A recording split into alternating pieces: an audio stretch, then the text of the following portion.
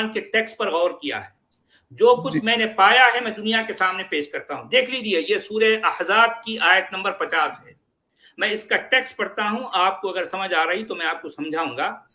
یا ایھا النبی انا احللنا لك ازواجك اللاتي آتيت اجورهن وما ملكت يمينك مما افاء الله عليك وبنات عمك وبنات عماتك وبنات خالك وبنات خالاتك اللاتي هاجرن معك وامرأة مؤمنة إن وهبت نفسها للنبي إن أراد النبي أن يستنكحها خالصة لك من دون المؤمنين۔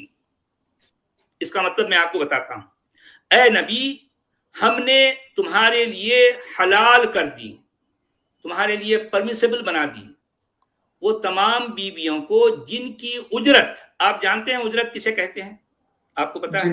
جی میرے خیال میں محنت یا مزدوری کا جیسے اجرت دینا ہوتا ہے، محنتانہ یا مزدوری کہہ لیں۔ اجرت کا مطلب ہے محنتانہ یا مزدوری، جن کی مزدوری تم نے دے ڈالی، جن کی اجرت تم نے دے ڈالی، وہ تمام بیویاں تمہارے لیے حلال ہیں۔ اور وہ تمام یہ ہمارے ڈاکٹر اسرار احمد صاحب اور جو ہے مولانا مودودی صاحب، یہ ایسے جو ہے بڑے بڑے علماء یہاں پر لونڈی کہتے ہیں۔